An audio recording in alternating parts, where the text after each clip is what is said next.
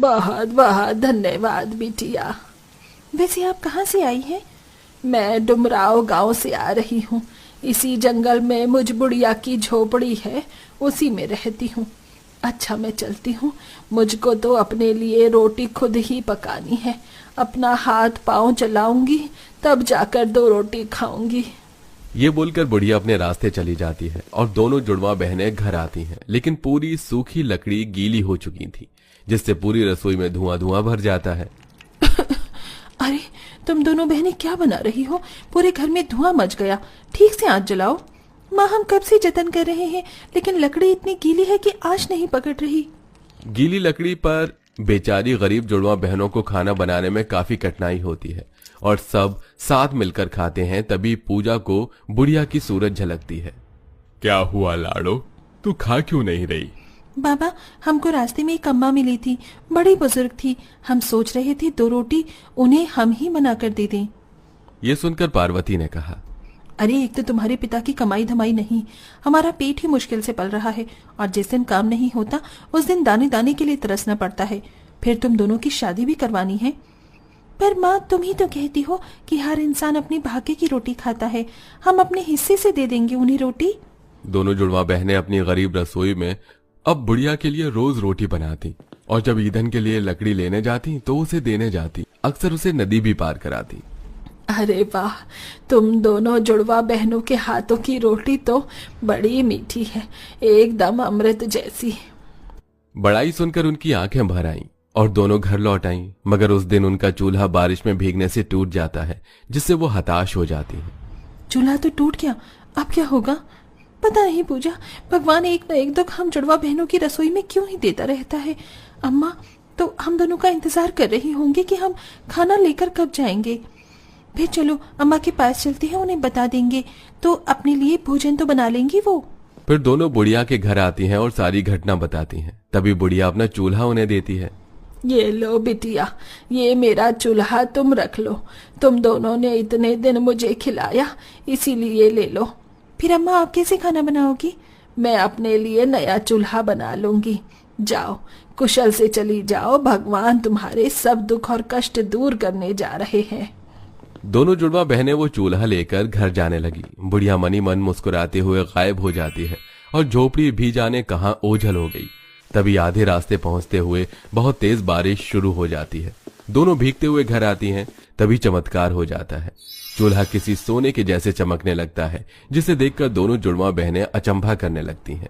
दीदी ये मिट्टी का चूल्हा तो किसी पारस पत्थर की तरह चमक रहा है। मेरी तो कुछ भी समझ में नहीं आ रहा। मैं भी यही सोच रही हूँ, कुछ बनाकर देखते हैं, पर घर में तो राशन पानी भी नहीं है। तभी पूरी की पूरी रसोई घर अनाज से भर जाती है, जिसे जुड़वा बहनें और भी ज्यादा ताज्जुब करने लगती हैं।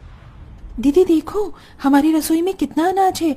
लगता है ये चूल्हा आम चूल्हा नहीं, जादुई चूल्हा है। तभी एक आवाज उनके चारों तरफ गूंजने लगती है।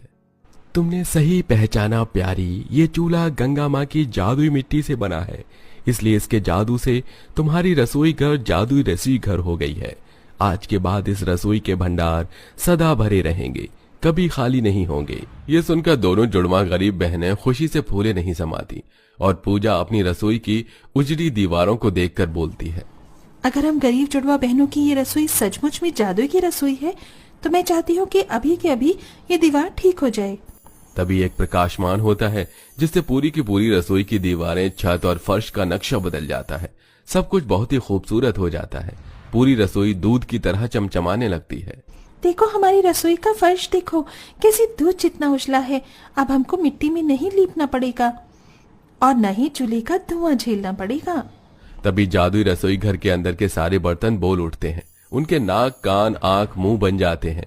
तभी कढ़ाई, पतीला और तवा टुकुर टुकुर ताकते हुए जुड़वा बहनों से कहते हैं, अबे पतीले की लैला करोगी धक्का मुक्की, दूर हटो हमसे। तभी पतीला मुंह बिचकाते हुए कहता है, क्यों बे आइकॉनिक काजल, क्या बोला तू मेरी सोना मोरा को, तेरी तो। शाबाश पतीले प्यारे, ये कलवा तवा इसी लायक है। देख लीजिए मालकिन, ये पतीला और कढ़ाई हमसे लड़ रहे हैं, हमको यूज करो यार।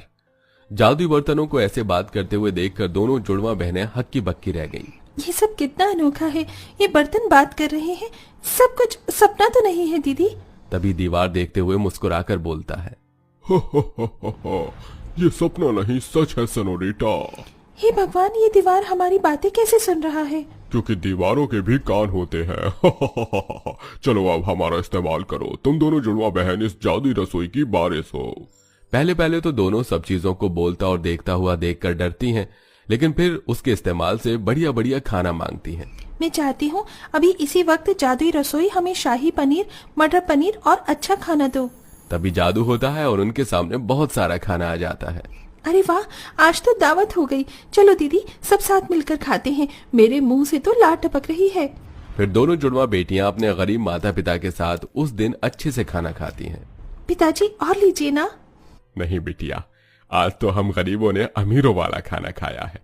देखा भाग्यवान, जब हमारी दोनों बेटियां पैदा हुई थीं तो मैंने कहा था ना, हमारे घर में लक्ष्मी आई है। आज इन दोनों की वजह से हमारे घर की रसोई जादुई रसोई में बदल गई है और हम इतना अच्छा भोजन कर रहे हैं। हाँ जी, तुम ठीक कहते हो। मेरी बेटियां हैं ही अच्छी, बस अब ये खुशी कहीं नहीं जाने पाए। जादुई रसोई दोनों जुड़वा बहनों की मददगार स्वभाव का फल था, जो उन्होंने उस बुढ़िया को रोटी खिलाकर पाया था, जिससे उनका भाग्य भी बदल गया। जिसके बाद वो अंत में अपने जादुई रसोई का प्रयोग करके ढाबा चलाने लगती हैं और स्वादिष्ट खाना बेचकर पैसे कमाकर पक्के छत वाला घर बनवाती हैं। लेकिन इसके बाद भी वो बूढ़ी अम्मा के उपकार को नहीं भूलती और गरीबों को मुफ्त में खाना खिलाती हैं।